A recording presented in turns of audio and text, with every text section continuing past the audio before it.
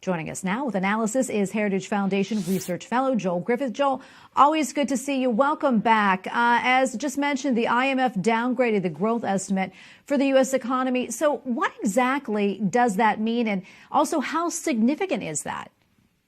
Sure. Well, thanks for having me. And what this underscores is that government policies matter. Over the past year and a half, as we've been recovering from this COVID pandemic, we have seen a wide disparity across this country. If you look at places like Utah and Florida and Georgia that have booming economies and contrast that to places like California and Hawaii and New York that still remain mired in a recession, well, that is because of those government policies. And I'm not surprised at all that the IMF has downgraded our economic outlook for the country, because we have a situation in which our political leaders are scaring people from going back to work. We're telling others that we're going to pay you to stay home, pay you more than you're earning on the job. And now we have a forced vaccination requirement coming down from the Biden administration. So I'm not surprised at all that these growth results have been downgraded. But thankfully, in our country, you have 50 states plus D.C. to choose from. And tell you what, a lot of folks are moving to places like Tennessee, Texas, and Florida, where you are free to be with your family and free to actually earn a living. Yeah, we're seeing a lot of that for sure. You know, another thing the IMF also warned about was increased risk to global economic growth. What are you seeing, Joel? I know there's been a lot of talk, we mentioned this, about supply chain disruptions and in particular, how that's going to impact our holidays. Oh, yes. These supply chain disruptions, we are all noticing this. I mean, if you just go to your local grocery store or your convenient mart or order products on Amazon Prime, you'll notice a lot of these items they're simply out of stock, or there's a week or 2 week long delay in receiving those items.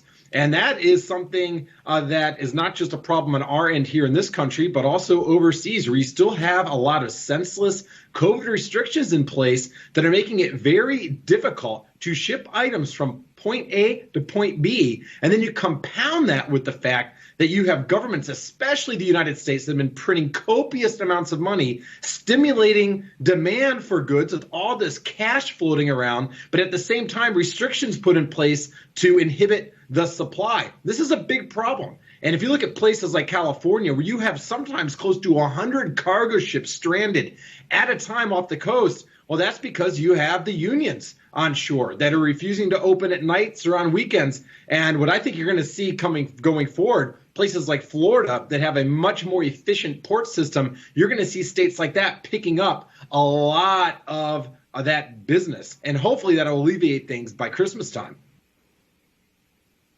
Yeah, and something else that you can't help but notice are prices at the pump, right? They continue to rise.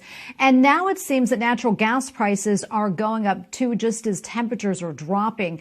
Let's talk more about that and how that could impact our household budgets. Well, we have oil now at a multi-year high at over $80 a barrel. And what that means to most of us is when we go to fill up our cars and trucks, it's costing a lot more. You see gas prices are earning nearly $6 a gallon in California. This is really hurting families. And it's just bizarre to me that you have the Biden administration that is taking over this country after we finally achieved energy independence. And one of the first things they did was kill the Keystone XL pipeline that would have helped us have reliable natural gas supplies when fossil fuel supplies coming in from Canada. And then you've also seen the administration threaten to impose higher taxes and regulations on natural gas frackers and on oil drillers.